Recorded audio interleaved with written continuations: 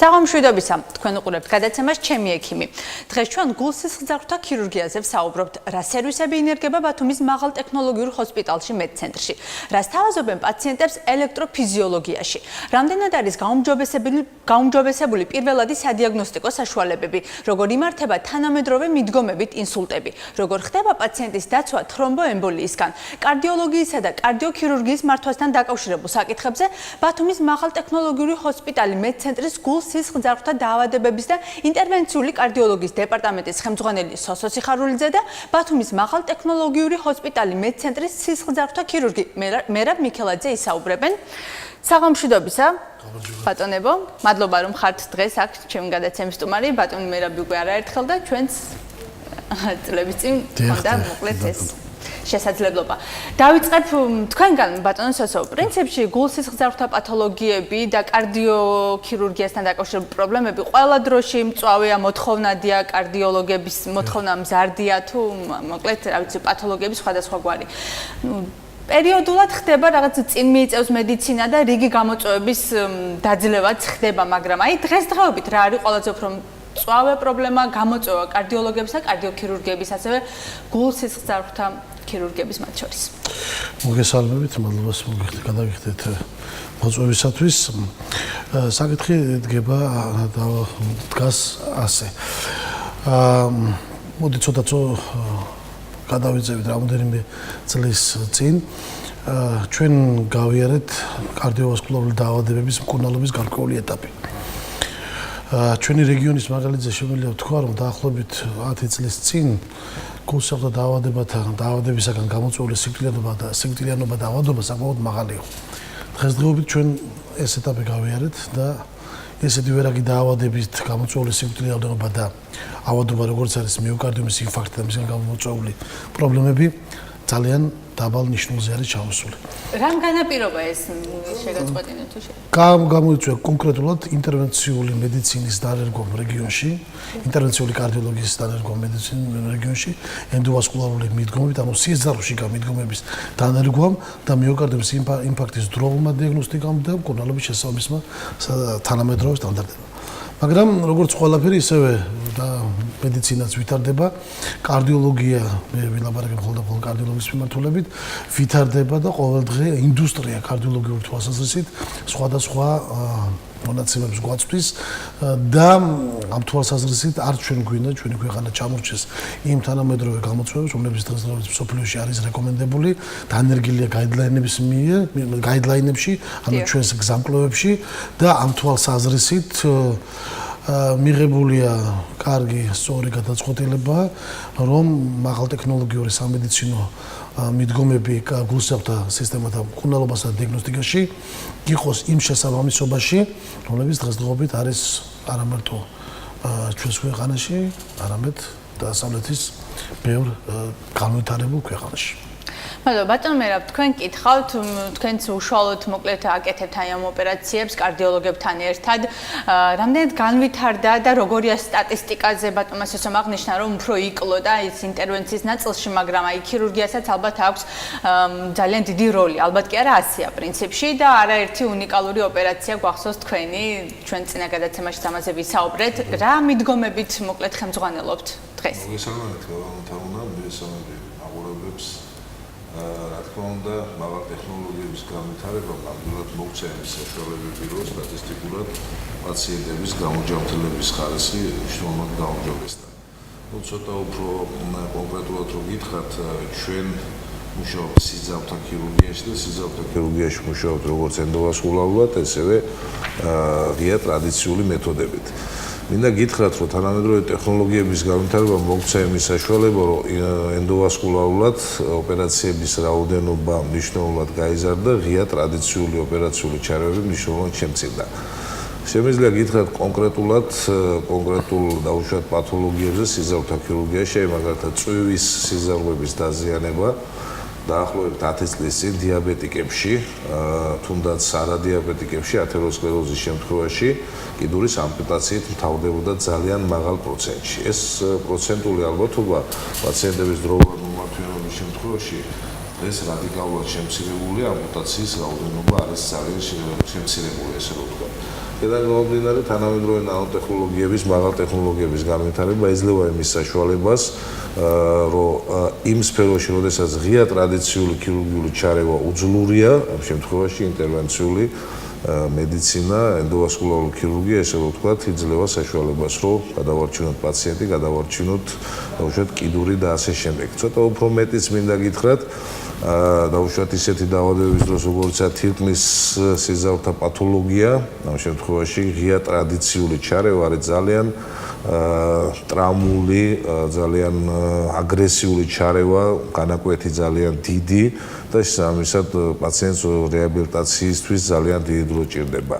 ასევე თუნდაც ანევრიზმების შემთხვევაში ჩვენ წინა გადაცემაში ჰქონდა საუბარი, ძალიან დიდი განაკვეთები და სიკვდილიანობა ძალიან მაღალი იყო. ენდოვასკულარული ჩარევით პაციენტის ინტრაოპერაციულად ოპერაციის ხანგრძლივობა დაახლოებით 9 საათი, 40 წუთია და მეორე დღეს ან 2 დღის შემდეგ პაციენტი ეწერება სახლში. ესე რომ ფაქტი ის, რომ ნანოტექნოლოგიების და თანამედროვე ტექნოლოგიების განვითარება იძლევა იმის საშუალებას, რომ გაცილებით უკეთესად უმკურნალოთ პაციენტს, მე მგონი ეს ფაქტი უდავოა.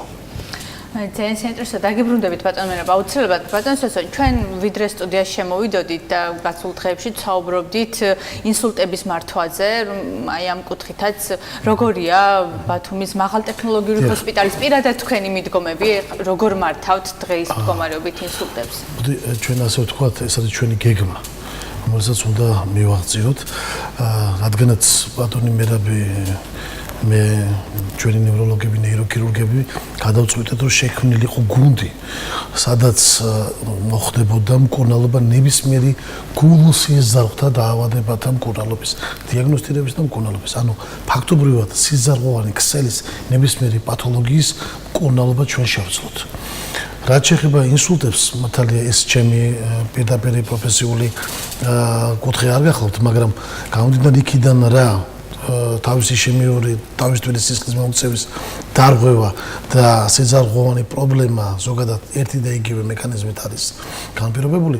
აქ ჩნდება მკურნალობის თანამედროვე სტანდარტები, რომლებიც დღესდღეობით საქართველოში დანერგილი ძალიან ცოტა რაოდენობით ხდება.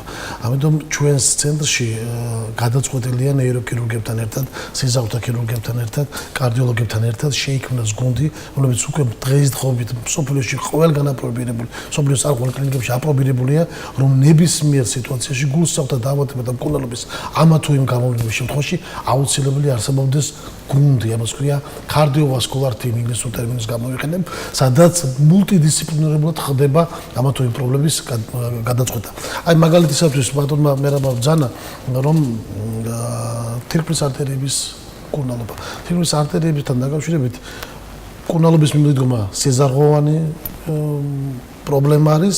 ენდოვასკულარული მიდგომა ხდება სიზარღვთა ქირურგების მიერ, ინტერვენციული სიზარღვთა ქირურგების მიერ, ენდოვასკულარული სიზარღვთა ქირურგების მიერ, მაგრამ დაავადება ეს არის კარდიოლოგიური, ჰიპერტონული დაავადება. ასე რომ ეს იმდენად ერთმანეთთან გადაჭაჭული პრობლემებია, ცალკე აღებული კარდიოლოგი, ცალკე აღებული სიზარღვთა ქირურგი, ცალკე აღებული თქვა ნეიროქირურგი პრობლემის გადაწყვეტას ინდივიდუალურად ვერ ახერხებს. ამიტომ ჩვენ გვინდა პრეცედენტულად ფაქტობრივად გადაწყვეტილია პრეცედენტული უპრეცედენტო შემთხვევა, რომელიც შემდგომში შეიძლება პრეცედენტული გახდეს, რომ ჩვენს ცენტრში ეს მიდგომა იქნეს დანერგილი. ანუ ყველა ქსელი, გულსისხლთა სისტემათა დაავადების ყველა ქსელი იყოს, ასე ვთქვათ, ჩარჩოში მოქცეული და მკურნალობის სტანდარტები იქნეს გათვალისწინებული. აი თქვენი კითხვა, როგორ ვაპირებთ მის მკურნალობას? დღესდღეობით სამწუხაროდ მაბადებს ჩემი ნევროლოგი, რა ქვია, კოლეგები, მაგრამ ინსულტის, ისემიური ინსულტის მკურნალობა დღესდღეობით საქართველოში არის განაჩენი. ასე რომ ჩვენ შემთხვევაში გვგონებთ, როგორც ვთქვათ, მედიკამენტოზური მკურნალობის დანერგვას, ასევე მაღალტექნოლოგიურ ინსტრუმენტალურ მკურნალობას, როგორც არის თრომბოექსტრაქცია, თრომბის გამოღება, ასე ვთქვათ, თავის თვლის სიზარღვებიდან, ნეიროქირურგებთან ერთად, რა თქმა უნდა, სიზარღვთა ქირურგებთან ერთად, რა თქმა უნდა, ასე ვთქვათ, ეს მკურნალობა იყოს, აი ეს დაავადება, რომელსაც ქვია ინსულტი, აღარ იყოს ხვალიდან განაჩენი. ჩვენ რეალურად მას მკურნალობა ეს შესაძლებელია. ეს არის შესაძლებელი, ეს გადაწყვეტილია, რომ ეს ისე თქვენი კოლეგები წინა გადაცემებში საუბრობდნენ, რომ პრინციპში ერთგვარი ტრადიცია არის თუ წესი ჰოსპიტალში, რომ მაინც კონსილიუმი წყვეტს მკურნალობის რა მეთოდი იქნება შერჩეული, რა ოპერაცია ჩატარდეს, როდის, როგორ დაიგეგმოს, მოკლედ ერთგვარი მიახლოებული ტრადიცია გაქვთ. როგორც ვიცი და ტრადიცია წესი ან შინაგანი წესი არის სიზავთა ქირურგია ჩვენ ბანონსის ლაბორატორია რომ ესე გუნდი ეხლა ყალებდება ნამდვილად და ეს ტრადიცია იყო თავის დროზე საავადმყოფო როგორც ონკოლოგიური ცენტრი და შესაბამისად იქ იყო ტრადიცია კონსილიუმის სახით გადაწყვეტილი იყო საკითხები და ჩვენც როდესაც გულსიზავთა ქირურგია ერთიან გუნდში ესევე ნევროლოგებთან ერთად საბოლოო ჯამში ჩამოვაყალიბებთ იმ ტრადიციებს რომ მკურნალობთ ერთიან გუნდში კონსილიუმის სახით. უფრო მეცაც გეტყვით მაგალითად პერიფერულ სიზავთა დაავადების გაიდლაინებში, რომელიც არის ამერიკული 2017 წლის გაიდლაინი, პირდაპირ არის რეკომენდაცია, რომ საკითხი უნდა გადაწყვიტოს გუნდმა და არა მხოლოდ ერთმა პიროვნებამ. ძალიან კარგი. ბატონო, თქვენ კითხავთ ინფარქტები ვახსენეთ და ინფარქტების მართვა და აი ამ დროს ტრადიციული ოპერაციული მიდგომები რამდენად ისევ გამოიყენებთ პრაქტიკაში, ეს იქნება ანგიოპლასტიკა თუ ასე შემდეგ მოთხოვნადია. თამო ეს საკითხები კონკრეტულად ინფარქტ და გულის პათოლოგიები კონკრეტულად ბატონსოს უნდა გიპასუხოთ ესე რომ ჯობია ბატონო. ინფარქტების მკურნალობა დღესდღეობით პრობლემა არ არის. მხოლოდ ჩვენს რეგიონში დაახლოებით 3 ცენტრი, რომლებიც უშუალოდ ინფარქტების მკურნალობს, ინფარქტების მიმართულებით მუშაობენ. და ამ თვალსაზრისით ძალიან კარგი სიტუაცია გაგვაჩნია რეგიონში. ეს არის როგორც წესი ენდოვასკულარული მიდგომა, ანუ სტენტ იმპლანტაციები, ასევე ღია წესით მკურნალობა, როგორც არის აორტოკორონალური შუნთირების. მაგრამ აქაც ჩნდება გარკვეული ტიპის ნიუანსები. როგორც არის მაგალითად როგორც წესი ჰიბრიდული საოპერაციო ველი. რა არის ჰიბრიდული საოპერაციო ველი? ჰიბრიდული საოპერაციო ველი მოითხოვს ისეთ ტიპის ოპერაციების ჩარევას, როდესაც კონკრეტულად როგორც ღია ოპერაციული ჩარევა ვერ წყვეტს პრობლემას და კონკრეტულად მცირე ინვაზიური ჩარევას ვერ წყვეტს პრობლემას. უნდა მოხდეს ერთობლივად ღია ოპერაციული ჩარევაც და ენდოვასკულარული მცირე ინვაზიური ჩარევაც. აი ესეთი ტიპის ოპერაციებს ქვია ჰიბრიდული ტიპის ოპერაციები. ესეთი ველი ჯერჯერობით ჩვენს რეგიონში არ არსებობს, მაგრამ ჩვენს ცენტრში, მაღალ ტექნოლოგიურ სამედიცინო ცენტრში, კონკრეტულად გულსა და დაავადებათა და ინტერვენციული მედიცინის ცენტრში, აი ეს ველი, ეს სივრცე, სადაც ენდოვასკულარული ღია წესიც და ენდოვასკულარული მიდგომების ჰიბრიდული საოპერაციო სივრცე, სადაც კონკრეტულად ორივე ტიპის ჩარევამ შესაძლებელია მიგვიყვანოს უფრო ოპტიმალურ, უფრო კარგ გამოსავალამდე, ვიდრე ცალ-ცალკე აღებული, ასე შემთხვევაში ეს სივრცე ჩვენთან არ არსებობდა, მაგრამ დღესდღეობით ეს სივრცე დაინერგება და დარწმუნებული ვართ, რომ ჩვენ მივიღებთ კარდიოლოგიაში ვლაპარაკობ. პერიფერიული სიზავთა ქირურგია ჩვენ რომ გავერთიანდებით, იმიტომ რომ არის ამის საშუალება, რომ ანუ როგორც ბატონოს მოგახსენათ, ორი სხვადასხვა მეთოდით, ღია და ენდოვასკულარული მეთოდით დაუშვათ გაკეთდეს და პერიფერულ სიზავთა ქირურგიაში არის უკვე და კარდიოლოგიაშიც უახლოეს დღეებში იქნება ნამდვილად. ანუ საშუალება არის, ტექნოლოგიები იძლევა საშუალებას და დანარჩენი ერთობლივად გავაგრძელებთ ამ თემაზე მუშაობას, რა თქმა უნდა. დიახ, აი სადიაგნოსტიკო საშუალებებზე მინდა კითხოთ, მკურნალობა ერთია, მაგრამ მეტწილად ყველაფერი ალბათ დამოკიდებულია უფრო პრევენციაზე და დიაგნოსტირებაზე. აი ამ კუთხით რა მდგომარეობა გვაქვს ჰოსპიტალში, ზოგადად რეგიონში, რა აპარატურით მოკლედ სვამთ დიაგნოზ მეთოდები და ვართ თუ არა მიახლოებული ამ ნაწილში ევროპულ სტანდარტთან, რისკენაც მივისწრაფვით, ეს ძალიან მოგახსენებთ კარდიოლოგიის თვალსაზრისით, რაც კარდიოლოგიის მიმართულებას მე ვხელმძღვანელი ბატონი მერაბი სიზავთა ქსელის, ასე ვთქვათ, ხელმძღვანელია. საქმე რაში არის, იცით, იყო დრო, როდესაც ულტრაბგერითი კვლევა, ეხოსკოპიური კვლევა ითვლებოდა ძალიან მაღალ ტექნოლოგიურ კვლევად და მართლაც ეს იყო რევოლუციური მიდგომა, როდესაც ჩვენ ხედავთ გულს უშუალოდ და ვაფასებდით ასე ვთქვათ მის ფუნქციებს. შემდგომ ეს ტექნოლოგიაც დაიხვეწა და სხვა უფრო უკეთესი ულტრაბგერითი კვლევების საშუალება გვაქვს დღესდღეობით. მაგრამ უკვე ეს მიდგომაც ასე ვთქვათ რჩება ოქროს სტანდარტად, მაგრამ დარჩა ცოტა მოძველებულად იქნა გამომდინარე, რომ დამატებით შემოვიდა კიდე ახალი კვლევები, როგორც არის მაგალითად გულის კომპიუტერული ტომოგრაფია. გულის მაგნიტურ-რეზონანსული ტომოგრაფია, რომლებიც თვისობრივად სხვა ინფორმაციებს იძლევა და სხვა მკურნალობის სტრატეგიების, ასე ვთქვათ, ორიენტაციის საშუალებას იძლევა.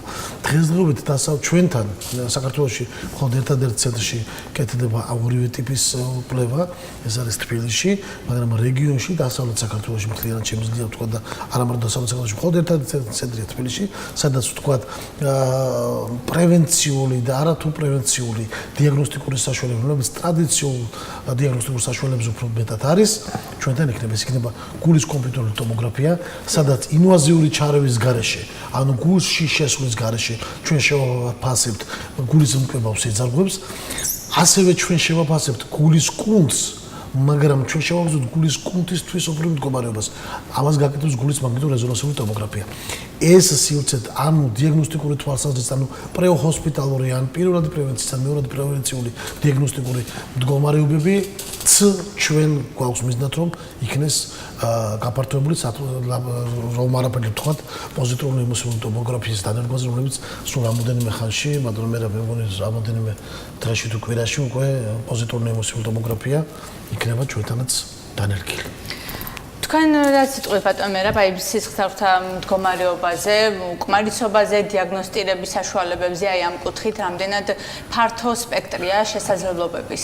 ნამდვილად დღესდღეობით არსებობს ის ყველა ტექნოლოგიები, რომლებიც იძლევა პერიფერულ სისხლძარღვთა პათოლოგიების დიაგნოსტიკის საუკეთესო საშუალებებს, მაგრამ აი თქვენ კითხვის ფორმულება თავიდან ძალიან კარგად ჩამოაყალიბეთ, რომ პირველადი დიაგნოსტირება არ უნდა მაღალტექნოლოგიური კვლევებით არ ხდება და ძალიან დიდი მნიშვნელობა აქვს პრევენციას. აი ამით უნდა დავიწყოთ ნამდვილად, იმიტომ რომ მაღალტექნოლოგიურ კვლევამდე მიდის პაციენტი ბოლოს, როდესაც რაღაც ტაქტიკა არის გადასაწყვეტი, უშუალოდ რა გზით როგორ უნდა უკუნავოთ.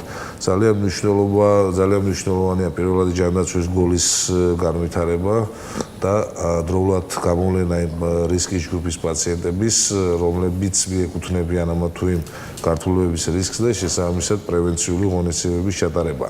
ანუ დაგვავიწყდეს და ბავშვებისო ნამდვილად დამეთანხმება, რომ დღეს ჯერ კიდევ 21 საუკუნეში პაციენტის ანამნეზის შეგროვება დიაგნოზის 70%-ია.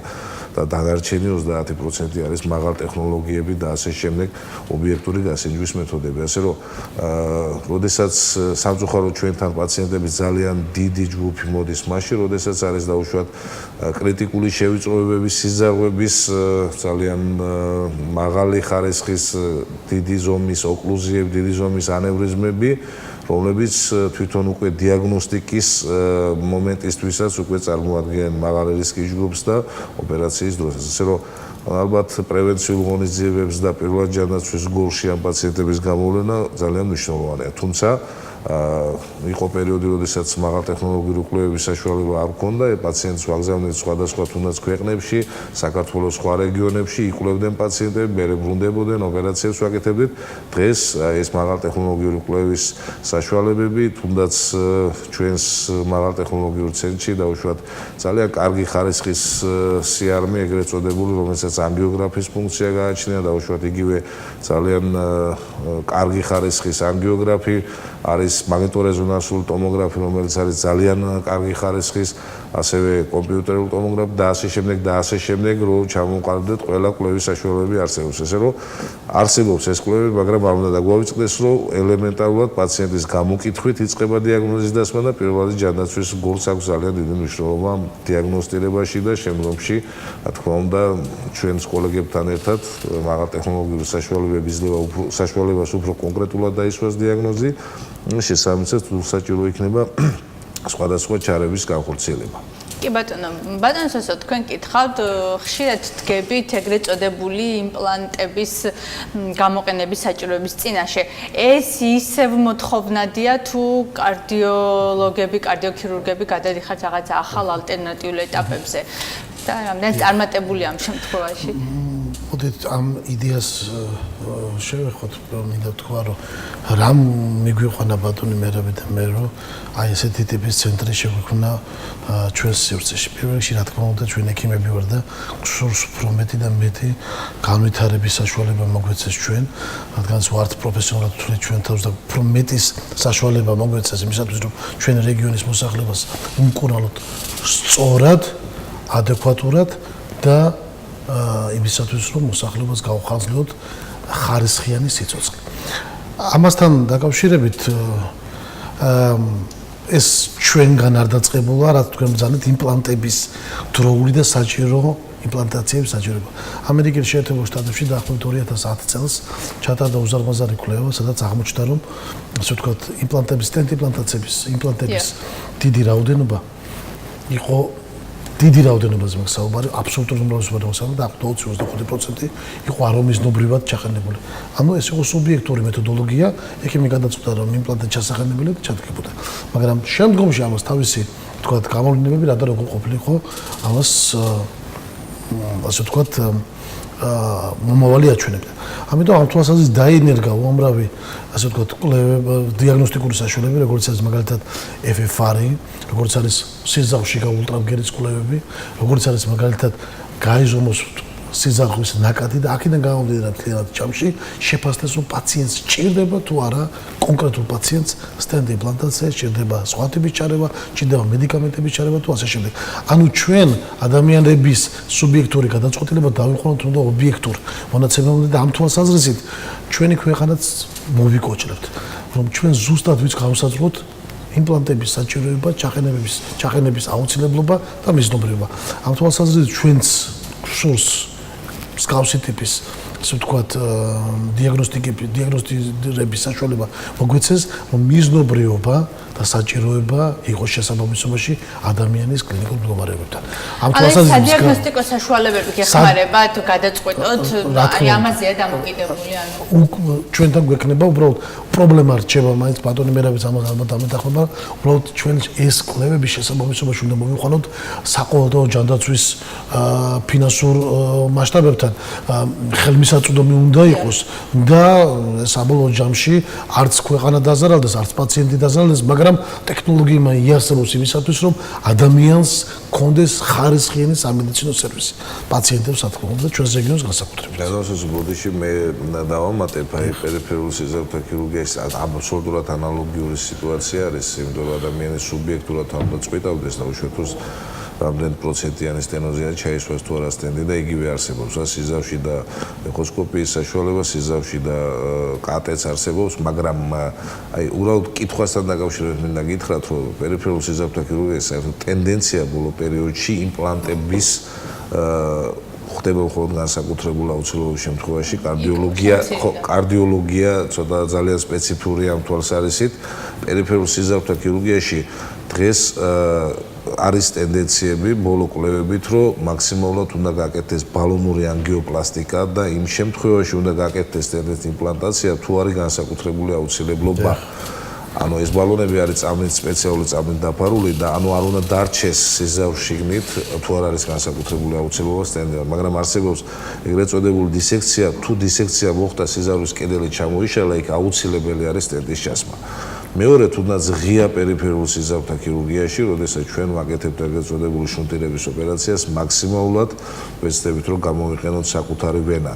იმიტომ რომ თუ ჩვენ გამოვიყენებთ სხვა იმპლანტებს, რისკი იმის რომ მოხდეს შეუთავსებლობა ამ იმპლანტების და ორგანიზმის შესაბამისად ინფიცირების რისკი არსებობს და შემდგომში პაციენტი მიდის იმ მდგომარეობამდე, რომ კიდური შეიძლება დაკარგოს. ასე რომ თქვენი კითხვა ძალიან მაღალ პროფესიონალურ კითხვა არის ამ მიმართულებით, ამიტომაც გამეცინა კითხვასთან მიმართებაში, იმიტომ რომ მაქსიმალურად დღეს მსოფლიოში ტენდენცია და ასევე ჩვენი ტენდენცია იმპლანტები მხოლოდ განსაკუთრებული აუცილებლობის შემთხვევაში. და ბატონო მერაბ, თქვენს თქმულს დავამატებ, ჩვენი ასე ვთქვათ მოდუსი და პოლიტიკა არის რომ იმპლანტებიც, მაგრამ უმაღლესი ხარისხის იმპლანტი. ეს აუცილებელია. უმაღლესი ხარისხის, მხოლოდ უმაღლესი ხარისხის ბოლო თაობის იმპლანტებზე კონცავარი. კიდევ და კიდევ გამეორდებით, მაგრამ ეს ყველაფერი ფინანსურად უნდა იყოს ასატანი. ჩვენ გვსურს მაღალი ხარისხის სამედიცინო სერვისების შექმნა. ჩვენ გვსურს რომ ეს სერვისები იყოს მიზნობრივად მოსახლეობაზე. ამიტომაც რადგანაც ინერგება ახალი ტიპის, ახალი თაობის, ახალი თვისების, ახალი ხარისხის, ასე ვთქვათ, იმპლანტები, ბატონ მერაბმა ახლა სულ რამოდენიმე ხნის წინ ალბათ თვითონ ციტვის ამასთან დაკავშირებით კორეულ ჯგუფთან ერთად ჩაატარა უნიკალური პროცედურა, სადაც დღესდღეობით არსებული ულტრათანამედროვე ტიპის იმპლანტებთან მქონდა შეხება ამასთან დაკავშირებით და იმპლანტების გარეშე ნამდვილად შეუძლებელი იყო, მაგრამ საქმე რაში არის იცით, როცა დამთავრდა ეს ოპერაცია, ერთმანეთს ჩვენ ულოცავდით, მე ულოცავდი ბატონ მერაბს, რა თქმა უნდა, ბატონ მერაბის ჩვენც გვილოცავდით და ძალიან კარგად საფრთხე, მაგრამ და პაციენტი იყო კმაყოფილი ჩვენთვის. პაციენტზე ორიენტირებული ვიყავთ, იმიტომ რომ ჩვენ ვიცით, როდესაც ამ ტიპის ურთულესი ტიპის პაციენტები არიან ეს ხალხი და ხვალ და ზეგ 2 წლიანი, 3 წლიანი თქვათ პროგნოზი აქვს სიცოცხლეს, ხო? მაგრამ ასეთ შემთხვევაში ადამიანის სიცოცხლის ხანგრძლივობა ფაქტობრივად განუსაზღვრა ჩვენ ვერ გავსაზღვრავთ. ასე რომ აი ეს ჩვენი პოლიტიკა რომ იმპლანტი დიაგნოსტიკაც ჩარევებით იყოს მხოლოდ თანამედროვე ბოლოდროინდელი მიღწევების ადეკვატური. რამდენად შევძლებთ ეს უკვე სხვა თემა, მაგრამ ჩვენი მიზანი ის გახლავთ მხოლოდ. თავად თუ შეიძლება მე ვისაუბრებ შემთხვევით რომ აი თვის ბოლოს დღეს მომაწოდეს ინფორმაცია რომ იგივე ის კორეული ჯგუფი როგორცაც იზავთა და ენდოვასკულარული ქირურგიის პრეზიდენტი არის ასოციაციის კიდე ერთხელ ჩამოდის ჩვენთან ერთად ჩვენთან უბრალოდ და თვის ბოლოს სავარაუდოდ თუმცა ეს დაკონკრეტება თვის ბოლოს თარიღი და მოსახლეობას თუ ეკრება საშუალება რომ ამ ჯგუფთან ერთად თუცაჯური არის მაღალ ტექნოლოგიური, მაღალ კვალიფიციური სამედიცინო დახმარება გაიწვიოთ. ესე რომ ინფორმაციის სახით. იმედი ჩვენ მაყურებელი დაინტერესდება, ჩვენ რეკლამის შემდეგ გავაგრძელებთ აუცილებლად საუბარს. ჩემი ექიმი დროს რეკლამას უთმობ, ჩვენ რამდენიმე წუთში გავაგრძელებთ საუბარს და გველოდეთ.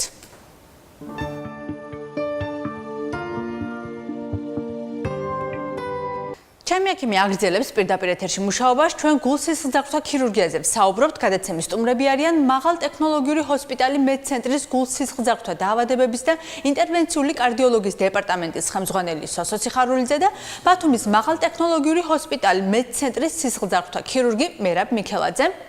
გავაგრძელებთ ბატონებო საუბარს. ბატონ მერაბ, თქვენით დავიწყებთ თრომბოემბოლია, ეს არის ორგვარი, ერთი ვენური და ასევე არტერიული. განსაზღვროთ მაინც მაყურებლისთვის, რას გულისხმობს, რა სხვაობა ვენურსა და არტერიულ თრომბოემბოლიას შორის და შემდგომ უკვე გავაგრძელოთ, როგორ შეიძლება ავირიდოთ იგი თავიდან.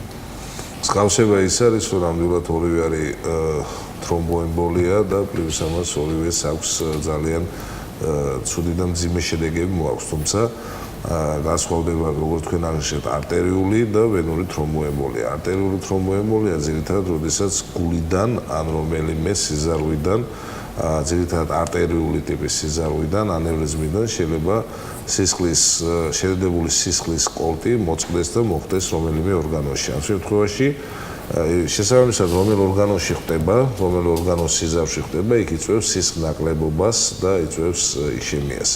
თავის ტვინის იშემიასთან დაკავშირებით ვისაუბრეთ და მოდი ვთქვათ, რომ არსებობს პერიფერიული სიზარღვთა, თირკმლის არტერიების, მეზენტერიალურ, ანუ ნაწლავის კვებავის სიზარღვების, ან კიდევ სხვა ნებისმიერი ორგანოს სიზარღვის იშემია, სიზარღვის დახშობა, შემდგომში იშემია, სისხლნაკლებობა და მიდის საბოლოო ჯამში ამ ორგანოს სიკვდილამდე. ანუ შეიძლება განგრენა, ან თირკმლის ინფარქტი, ან მეზენტერიული ინფარქტი. აქ ძალიან დიდი მნიშვნელობა აქვს იმას, რომ დროულად უნდა მოხდეს დიაგნოსტირება და შესაბამისად დროული ადეკვატური ჩარევა ძალიან ხშირად იძლევა იმის საშუალებას, რომ წარმატებით დამთავრდეს ყველაფერი. მაგრამ ეს მოულოდნელი განვითარებით არ ხასიათდება თრომბოემბოლია, შეიძლება რომ ვერ გაიგოს პაციენტმა დაუშვათ და როგორც წესი, ყოველთვის პაციენტი გებულობს და ძალიან ფრთხილად უნდა ვიყოთ, როდესაც განსაკუთრებულად ასაკოვანი ადამიანები ყავს სახლში, თავისებური რისკის ჯგუფები არსებობს, ისე როგორც ამოციმციმე არითმია და ამასთან დაკავშირებით ბალონის ოსო არითმიებთან დაკავშირებით შემდგომში ვისაუბრებს. ანუ ამ შემთხვევაში უეცარი ძლიერი ტკივილის დაწყება რომელიმე ორგანოში ყოველთვის ერთ-ერთი ნიშანია იმის, რომ აქ არის თრომბოემბოლია. და უნდა მივაქციოთ იმას ყურადღება, რომ დროულად ჩატარებული ადეკვატური ღონისძიებები თითქმის ყოველთვის 100%-იანად წარმატებით მთავრდება, მაგრამ დაგვიანების შემთხვევაში რისკები იმის ორგანო დაკარგვა ძალიან დიდია. ანუ რო ვთქვათ, მეზენტერიალურ სიზავთა, ანუ ნაწლავის კვებავს სიზავთა ემბოლია და თრომბოზი 3 საათში უკვე იწვევს ნაწლავის ინფარქტს და შესაბამისად შემდგომში შესაძლებელია ამ ადამიანის გადარჩენა შეუძლებელი იყოს, ან გადარჩენის შემთხვევაში დაჭირდეს არაერთი ოპერაცია, ნაწლავის რეზექცია და ასე შემდეგ. მე მინდა ვთქვა, რომ ეს უიშვიათესი მომენტია, როდესაც ჩვენ ქირურგებს ქონია ბედნიერება, რომ დროულად მოსულიყო პაციენტი, დაგვესვა დიაგნოზი და ქონია შემთხვევა, რომ ნაწლავის რეზექციის გარეშე პაციენტი გადარჩენილიყო. თუმცა პერიფერულ სიზავთა ქირურგიაში გაცილებით მარტივია ის თემა, რომ იმდენად აუტანელი ხასიათის ტკივილები ახასიათებს ამ ემბოლიებს, რომ პაციენტი აუცილებლად მიდის ქირურგთან ან კლინიკაში და შესაბამისად ადეკვატური ქირურგიული ჩარევები ხდება. რაც შეეხება დიაგნოსტირებას, ძალიან მარტივია, მაგრამ ოპერაციული გზებიც სხვადასხვა არის. ადრე იყო მხოლოდ ტრადიციული ღია ქირურგიული ოპერაციული ჩარევები. იბანოს მისაუბრა თრომბ ასპირაციასთან, თრომბ ექსტრაქციასთან დაკავშირებით, ანუ დღესდღეობით არსებობს კიდე თრომბოლიზისის საშუალებები, ანუ პრეპარატები, რომლებიც თრომბის დაშლას იწვევს და შესაძლებელია განაკვეთის გარეშე მოხერხდეს ამ დიდი ოპერაციების ან მანიპულაციების შეიძლება ისე დავარქვათ მოსახლეობისთვის ჩატარება, რომელიც გადაარჩენს ამა თუ იმ ორგანოს ინფარქტისგან ან განგრენისგან პაციენტს. მეორე და არანაკლებ ვერაგული და მე ვფიქრობ უფრო მეტად ვერაგული არის, იმიტომ რომ ამ შემთხვევაში საუბარია ორგანოს დაკარგვაზე. მეორე ვენური თრომბოზები და თრომბოემბოლიები არის უფრო ვერაგული, იმიტომ რომ ეს უშუალოდ პაციენტის სიცოცხლეს უქმნის საფრთხეს. ძირითადი მიზეზები ქვედაკიდურების ვენურ სისტემაში არის, ქვედაკიდურების და პლუს მენჯის ვენების სისტემებში მიზეზები და რისკ ფაქტორები ძალიან შორს აგვიყვანს, შეგვიძლია დიდხანს ვისაუბროთ, მაგრამ მინდა ვთქვა, რომ ზაფხული იწყება და ვენური პათოლოგიები შესაბამისად ხშირდება და შესაბამისად ამ შემთხვევაში ადეკვატური მკურნალობა არის აუცილებელი იმისთვის, რომ თრომბოემბოლიის პრევენცია მოხდეს. ეს უბრალოდ გადახვევით, კონკრეტულად რო ვთქვა, ქვედა კიდურში ვენური თრომბის წარმოქმნა და შემდგომ გულში, გულის გავლით ფილტვის არტერიაში მოხვედრა შეიძლება ადამიანს სიცოცხლეს შეუქმნას საფრთხე, ამიტომ ნებისმიერი ჩივილები, რომლებიც იქნება კიდურის შეშუპება და უშუალოდ ტკივილი, უეცარი, თუმცა უნდა ვთქვათ, რომ არსებობს ძალიან ხშირად უსიმპტომო თრომბოზები, ანუ აბსოლუტურად ადამიანს არ აწუხებს და მხოლოდ პირდაპირ თრომბოემბოლია. სამწუხაროდ საკმარისად ხშირი არის და ხშირია თრომბოემბოლიები, ასევე ოპერაციების შემდგომ პერიოდებში. დღეს არსებული ყველა პრევენციული ღონისძიებების მიუხედავად არის მსოფლიო სტატისტიკით 2% არის ოპერაციების შემდგომ პერიოდში. და შესაბამისად ეს არის ძალიან, ესე რომ ვთქვათ, მაღალი, მძიმე, ვერაგული და რთული დაავადება. რაც შეეხება დიაგნოსტირების პირველი თრომბოემბოლიის განვითარებამდე თრომბოზი უნდა იყოს, რომ შემდგომში განვითარდეს თრომბოემბოლია. ამისთვის არსებობს დღესდღეობით ძალიან მარტივი კვლევა, რასაც ქვია ქვედაკიდურების ვენების დუპლექს სკანირება, რომელთაც 98-99%-იანი ალბათობით შესაძლებელია მოხდეს თრომბოზის დიაგნოსტირება და შემდგომში კიდე მისი, რა თქმა უნდა, პრევენციული ღონისძიების, თრომბოემბოლიის პრევენციული ღონისძიების გატარება. ესევე ჩვენს კლინიკაში უკვე არის საშუალება იმის, რომ უკვე განვითარებული ფილტვის არტერიის თრომბოემბოლიის კარდიოლოგიურ გუნდთან ერთად და კიდე ერთხელ ჩვენ ერთ გუნდი ვიქნებით და ერთად გუნდი გვაქვს უკვე საშუალება, რომ თრომბასპირაცია გავაკეთოთ უკვე განვითარებული ფილტვის არტერიის თრომბოემბოლიის შემთხვევაში. ან კიდე დღესდღეობით ვიყენებთ და ყველა კლინიკა იყენებს, მე არ მინდა ვთქვა, რომ ეს მხოლოდ ჩვენ თრომბოლიზისის ჩატარება ფილტვის არტერიების თრომბოემბოლიების შემთხვევაში, თუმცა თრომბოლიზისი მხოლოდ არ არის გარანტია იმის, რომ ყველა თრომბი დაეშლება, მაგრამ თრომბასპირაციის და თრომბექსტრაქციის შემთხვევაში შანსი იმის, რომ პაციენტი გადარჩეს, ეს მაღალია და მეორე კიდე პაციენტის გადარჩენის შემთხვევაში თუ რჩება ფილტვის არტერიის წნევა მაღალი, ინვალიდობა და შრომის უნარიანობა იქნება ძალიან მაღალი. ესე რომ ეს ტექნოლოგიები უკვე იძლევა იმ საშუალებას, მაგრამ კიდე მივდივართ იქამდე, რომ მარტივი პრევენცია, დროული ადეკვატური მიმართვიანობა და სწორი მკურნალობა არ მიგვიყვანს იქამდე, რომ დაგვჭირდეს მაღალტექნოლოგიური კვლევები და მაღალტექნოლოგიური ჩარევები. საინტერესოა, მე ვიდრე ბატონ სოსოს დავსვამ შეკითხოს, ბარემ აქ ვეკითხავთ, ორსულ ქალბატონებში ამდენად სარისკოა და ხვდებათ თუ არა ეს თრომბოემბოლიების განვითარება? ძალიან მაღალი რისკის ჯგუფს წარმოადგენს თვითონ ორსულები, იმდენად რამდენადაც ორსულობის პერიოდში ბუნებრივად ხდება ეს სისხლის შედედების სისტემა ძლიერდება, ანუ სისხლის შედედება უფრო მატულობს ვიდრე სისხლის შედედების საწინააღმდეგო სისტემა იმდენად რამდენადაც ბუნებრივად სისხლიდან არ მოხდეს. აქედან გამომდინარე ამას ემატება გორმონალური ცვლილებები ორგანიზმში, მექანიკური ფაქტორები ნაყოფი აწვება მენჯის ვენებს და ქვედაკიდურების ვენებს და ამ შემთხვევაში ვენური თრომბოზების და თრომბოემბოლიების რისკები არის საკმარისად მაღალი. დღესდღეობით არის იმის საშუალებები, რომ ამ პაციენტებს უტარდებათ კვლევები, სისხლძარღვთა ქირურგიის კონსულტაციები ძალიან ხშირად.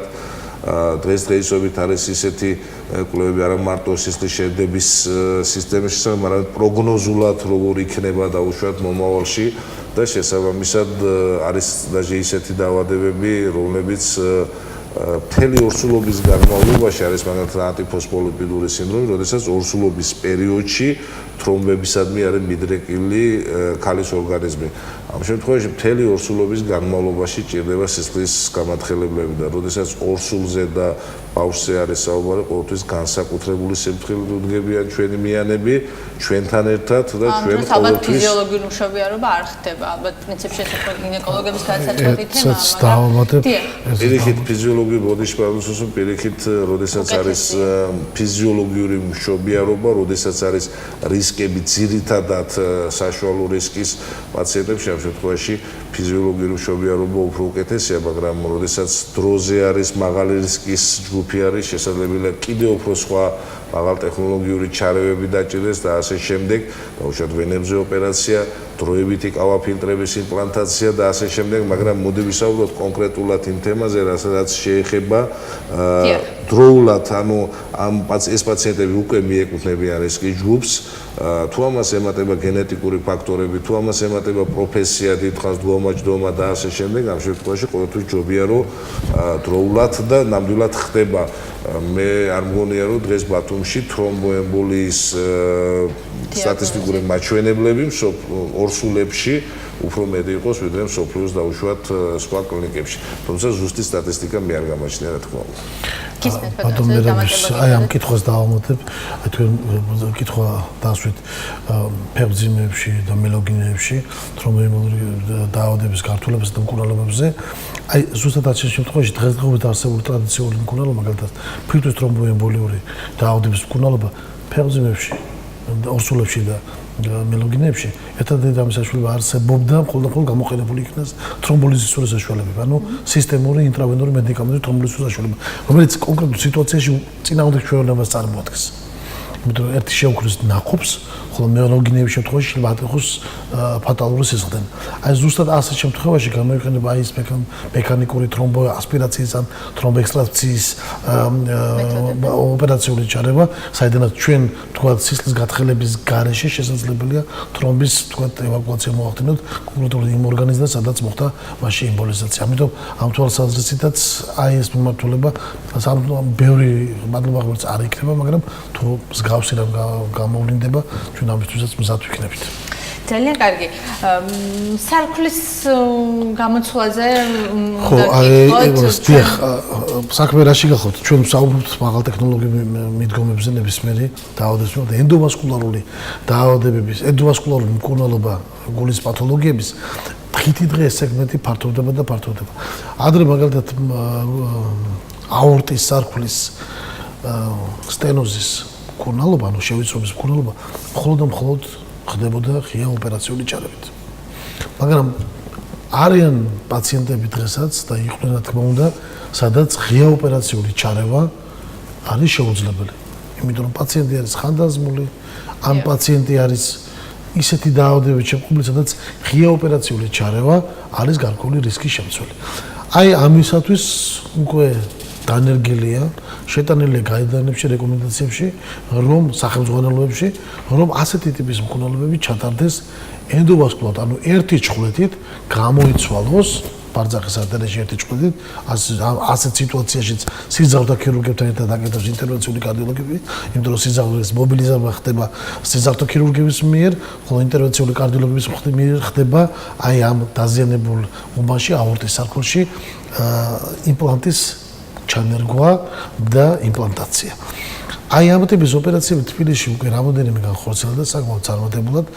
სამწუხაროდ აქაც უნდა ვთქვათ, რომ ფინანსები საკმაოდ მნიშვნელოვან როლს თამაშობს, მაგრამ ესეც არ ფინანსდება, ხო, საყოველთაოდ. გარკვეული ნაწილი ფინანსდება, მაგრამ ჩვენ ვთქვით, რომ საყოველთაო ჯანდაცვის ან სახელმწიფოს როლი აი ამ ტიპის ჩარევებში იყოს უფრო სოლიდურად წარმოდგენილი, მაგრამ საქმე რაში გახავთ, იცით? აი სად და როგორ უნდა მოხდეს აი ამ ტიპის ოპერაციების ჩატარება. დღესდღეობით იმდენად ძვირად ღირებული არის ეს პროდუქტი, იმპლანტები, რომ მისი წარმოებელი კომპანიები კონკრეტულად ჯერ სწავლობენ სივრცეს, სად უნდა მოხდეს ამ იმპლანტების გამოყენება, არის თუ არა შესაბამისად აღჭურვილი კონკრეტული ცენტრი, რომ არ მოხდეს აი ამ იმპლანტის გაფუჭება, ჩაყენების დროს და რა თქმა უნდა, გაფუჭებულ იმპლანტებს შეიძლება ადამიანის სიცოცხლე შეიწიროს. დღესდღეობით ჩვენ შეტანილი გვაქვს უკვე, ასე ვთქვათ, სატესტო განაცხადი, მიღებული გვაქვს დადებითი პასუხი, რომ ჩვენი სივრცე პასუხობს იმ მოთხოვნებს და სტანდარტებს, რომლებიც დაყენებულია მსგავსი ტიპის ოპერაციების ჩატარებისათვის და ვიმედოვნებთ, რომ უახლოეს მომავალში ჩვენ ამ ტიპის ოპერაციებს აუცილებლად ჩავატარებთ. ანუ კონკრეტულად პაციენტები, რომლებსაც არ შეიძლება მათზე ღია ოპერაციული ჩარევა და სჭირდება კონკრეტული ჩარევა, ენდოვასკულარული მიდგომები, სარკმლის კონკრეტულად სარკმელთან მიმართებაში, ჩვენ ამ ოპერაციებს აუცილებლად გავაკეთებთ. რაც შეეხება ემბოლიებთან დაკავშირებით ჩარევებს, რომელსაც კარდიოლოგიური ემბოლიები საკმაოდ მნიშვნელოვანი პრობლემა არის და ჩვენ ვსაუბრობთ და ამასილებზე ჩავატარებთ ჩვენ სამიტი, თავისა და გულის სამიტი, ეგრეთ წოდებული, იმიტომ რომ კარდიოგენული, ანუ გულისმიერი ემბოლიების რიცხვი ინსულტთან მიმართებაში საკმაოდ დიდია. ამიტომაც კიდევ ერთხელ გამოვიდოდეთ ვიტყვი, რომ ნევროლოგებთან, სისხლთა ქირურგებთან და კარდიოლოგებთან ერთად დაავადების კონკრეტული მოვლა და მკურნალობა არის უფრო უკეთესი, ვიდრე ცაცახი, იმიტომ რომ გულის ყური არის კონკრეტული სეგმენტი, საიდანაც ხდება თრომბის გენერირება, საიდანაც ხდება თრომბის გასვლა. იმისათვის, რომ თრომბი არ გავისროლოთ, ხდება აი ამ სეგმენტის დაკეტვა. ადრე კეთდებოდა ღია ოპერაციული ჩარევით, აი ამ სეგმენტს, ასე ვთქვათ, ამოკერავდნენ, ასე ვთქვათ, მაგრამ დღესდღეობით ხდება სიზარვის და გულის გაჭრის გარეშე აი ამ სეგმენტში გარკვეული იმპლანტის ჩანერგვა, რომლებიც ადამიანის პრევენციას გაუკეთებს, რომ არ მოხდეს თრომბოემბოლური ჩარევა. ანუ სივრცე ალბათ ერთი კი არა 10 გადაცემა არ გვაქვს, ბატონო მე რომ დღეს ვისაუბროთ იმ ტექნოლოგიებზე და იმ საჭიროებებზე, რომელსაც ჩვენ ვფიქრობთ, რომ დამოგერგოთ, ამიტომ ჩემი აზრით თქვენი გადაცემა ღია იქნება ჩვენთვის, რომ ეტაპობრივად თქვენ ასე ვთქვათ მოგაწოდოთ ინფორმაცია, რა გავაკეთებთ, რა გავაკეთეთ, რა დავგეგმეთ და ასე შემდეგ. ბატონო მე რა ფოდიშის მოხდით კიდევ ახლა მინდა ვთქვა, რომ კარდიოგენული იმპლანტაციების გარდა არსებობს ეგრეთ წოდებული ექსტრაკრანიული ემბოლიები. ეს ერთ-ერთი მნიშვნელოვანი საკითხია კაროტიდული, ანუ საძილე არტერიების დაავადებები. ბატონო მერაბი, ალბათ ამასთან დაკავშირებით მითქვის, რომ ამოდენ ხნის წინ ჩატარდა ენდოვასკულარული მიდგომა, ბატონო მერაბი, გთხოვთ ამასთან დაკავშირებით თეორიის სიტყვით, თქვენც გითხრათ, ანუ სიძარღვები, რომლებიც იწვევენ ინსულტს. ექსტრაკრანიალური, ეს არის საძილე არტერიების ექსტრაკრანიალური, ნიშნავს თავის შიგნით, იმიტომ რომ თავის შიგნით ჩვენ სიზარღვთა პათოქირურგები არ მონაწილეობენ ექსტრაკრანიულ სეგმენტში, ხდება სიზარობის შევიწროებები, ნაწილობრივ ჩვენ ვილაპარაკეთ, ეს არის ათეროსკლეროზული, ეგრეთ წოდებული ფოლაკები და როდესაც არის 60-70%-მდე შევიწროება, ამ შემთხვევაში არის მაღალი რისკი იმის, რომ განვითარდეს შემდგომში თავის ტვინის ინსულტები. თუმცა სამწუხაროდ ბოლო პერიოდში ჩვენი გამოკვლევის ამოჩნდა, რომ პაციენტების 90%-იანი ორივე მხარეს და მეტი სტენოზებიც კი ხდება, რომელიც ძალიან მაღალ რისკს წარმოადგენს ინსულტების. ჩვენ ძირითადად ტრადიციული ღია წესით მუშაობდით ამ შემთხვევაში ოპერაციულ ჩარეულს, ეს არის ინტიმენტარტერექტომია და უკვე დავიწყეთ აქტიურად და გაკეთდა პირველი ნაბიჯები ენდოვასკულარული სტენტირების. ესეც გარკვეულ ფინანსურ პრობლემებთან იყო დაკავშირებული, მაგრამ დღესდღეობით ნაწილობრივ გადაიდგა ნაბიჯები აჭარის ჯანდაცვის სამინისტრო გვიდგას გვერდში, რა თქმა უნდა, მოსახლეობის საყოველთაო ჯანდაცვის პროგრამასთან ერთად და უახლოეს პერიოდში კიდე იგეგმება ჩვენს კოლეგებთან ერთად ამ ოპერაციების კიდე გარკვეული ჯგუფი ჩატარება და ეს არის გუნდი რომელიც ყალიბდება ეხლა ჰოსპიტალში შემოგიერთებათ როგორც ვიცი თბილისიდან სპეციალისტები კონკრეტულად ვისი მოწვევა არის დაგეგმილი რომელ წამყვან კარდიოლოგებთან და სისხლის ქირურგებთან ერთად მოგიწევთ მუშაობა ეს არის არითმოლოგია სრული სერვისი ეს არის კარდიოქირურგია სრული სერვისი გარდა ამისა სიზართა მიმართულებით ბატონი მერაბი აქტიურად მუშაობს კორეულ ჯგუფებთან და არა მარტო კორეულ და გერმანულ ჯგუფებთან პოსტსაბჭოთა სივრციდან ბელორუსია, უკრაინა ჩვენი ასე ვთქვათ სამეგობრო ველია მათთან ერთად მოხდება პერმანენტულად გარკვეული პერიოდულობით გარკვეული ტიპის ასე ვთქვათ საერთაშორისო ტიპის ოპერაციების ჩატარება სადაც ქართველებთან ერთად მონაწილეობას მიიღებენ სხვა ქვეყნის წარმომადგენლებიც ბატონო ესენი ჩვენთან ჩამოვლენ თუ თქვენ ჩამოვლენ ადგილზე რომ აქვე ძალიან კარგი იმედია თანდათან უფრო მოკლედ მოიკიდებს ფეხს ეს თანამედროვე მედიცინა კიდევ ერთი რამ ჩვენ გსურს და ამას ძალიან დიდ ყურადღებას ვაქცევთ რომ ჩვენს სივრცეში ჩვენს ველში სადაც გვინდა ეგრეთ წოდებული ასე ვთქვათ ქართული საერთაშორისო სამედიცინო ჰაბი შექმნა რას ნიშნავს ამას რას გულისხმობთ ამაში საქართველოს ფარგლებს გარეთ დღესდღეობით უამრავი ქართველი კარგი წარმატებული ექიმი მოღვაწეობს განსაკუთრებით ძალიან ბევრი გეთანხმებით ესენი არის მაგალითად მიუსტერის სამედიცინო ცენტრები, ჰალის სამედიცინო ცენტრები გერმანიაში, ამერიკის შეერთებულ შტატებში და ჩვენ ვსურთ რომ მათ ბევრჯერ გამოვთქვათ სურვილს რომ საქართველოშიც უნდა გარკვეული ტიპის ოპერაციები ჩატარება. პირველი რიგის ამოცანა ჩვენთვის იქნება რომ საზღვარგარეთ მყოფი ქართველი ექიმებს ქონდეთ ის ასე ვთქვათ, ყავდეთ ის მასპინძელი, სადაც მათ შეეძლებათ ჩაატარონ და გაგვიზიარონ ის გამოცდილება, რომელსაც ისინი ხებულობენ და აკეთებენ დასავლეთის წარმატებულ ქვეყნებში და ამ თვალსაზრისით ჩვენ აქტიურად მუშაობთ, რომ ქართველი ექიმები პირველ რიგში და რა თქმა უნდა შემდგომში სხვა არაქართველი პაციენტების ალბათ ბატონო ასე რომ მათაც ჰქონდეთ მის განცდა რომ არ დაჭირდებათ შემდგომში წასვლა, იმიტომ რომ ეს მნიშვნელოვანი საკითხია. მართალი ბრძანება ეს ჩვენთვის გამოწვევა, ქართველი ექიმებისთვის აშკარად გამოწვევა, იმიტომ რომ უკვე პატარა სისხლის ანალიზისათვის საქართველოს მოსახლეობის უმეტესი ნაწილი გადადის ჩვენს მეზობელ ქვეყნებში და კიდევ ამ გამოწვევას. როდესაც წლების წინ ტენდენცია პირიქით იყო თვარს. ეს არ ყოფილა, მაგრამ ეს უფრო გაიხსნა ხო ადვილად, მაგრამ ეს არის საქართველოს სახელმწიფო ფული, რომელიც გადის საზღვარგარეთ. ანუ ჩვენ ეს სივრცე ნამდვილად უნდა ჩასაკეთი გვაქვს. კი ბატონო, ბატონო, ვიდრე დავამთავრებ არითმიებზეც უნდა გკითხოთ, მოკლედ, ძალიან მოკლედ და უკვე დასასრულისკენ უნდა წავიდეთ.